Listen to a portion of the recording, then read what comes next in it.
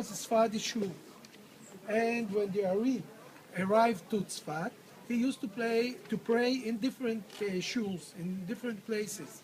One of the places that he prayed was this shul, was a Sephardi shul, and he used to go out from this shul with his students outside with the Gurei Hari outside, here mainly to the northern part of the city. You should remember that Tzfat was a very small town, a very little town, and this was the Jewish quarter. In facing this was maybe the last houses of the Jewish quarter. Further than here was only fields. So when he went out to the field to Mekabel Shabbos sign here in those places. After the Ari, by the way, arrived here at about 1570. He passed away at 1572. He was a very young person. He was about 39 or 40 when he passed away. And after a few years, the people who davened here gave this shul to the Ashkenazi who came from Poland. And this was an Ashkenazi shul till 1838. In 1838, there was an earthquake happening, and all Tsfat was destroyed. All Tsfat was destroyed. I mean, more than 2,000 Jewish people were killed here.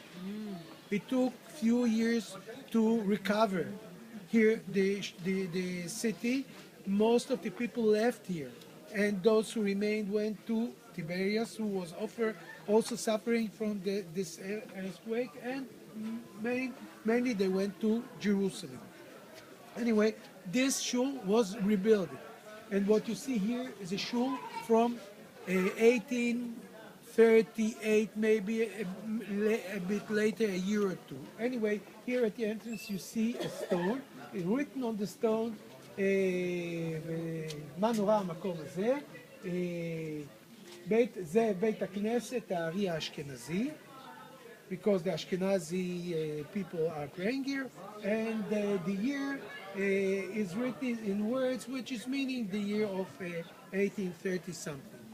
This is the shul. At the entrance you see there is no mezuzah for years, because what we know in the halacha is that the mezuzah should be in a place that you live in. Here you don't live in. If you want to do a kiddush or eat here inside, you are doing it in another room, which is further inside. There is a mezuzah. The guy here showed a hole in the bima. In the bima, it was because of a shell from the Independence War. Many stories about how it happened.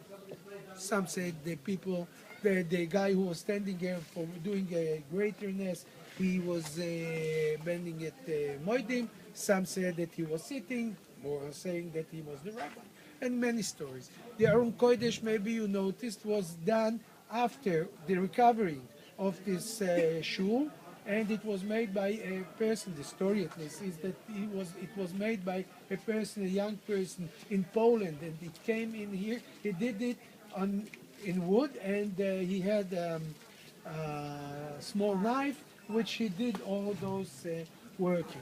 So you see, it's a very nice shul, and the stories, I don't want to destroy any story about the shuls. A lot of stories, most of them are stories, some of them are true. Another story about the shul who did all the way from Marrakesh or from South Africa, from North Africa here at night, in one night here, to Tsfat and landed here. Also a story, the shul. With this for him, but we know the daveners weren't inside. So stories are stories, you know. Is this where that famous mikveh is? No, the mikveh of Kari is near the Beis Oilen. Down. And even, you know, we are talking mainly about our grandfathers they used in Poland or in Russia, make a hole in the snow and go down, and the mikveh, this mikveh is a lot colder. This is a lot colder. It is freezing. So what we are doing now, What's the story with the chair? the chair, I said, it's a chair, הכיסא של אליהו. I'm saying there are skills about the chair. You said there are skills. It belonged to the son's daughter. She said, I knew that there was a chair Okay. here. Okay, what we are doing now, because we have to go, you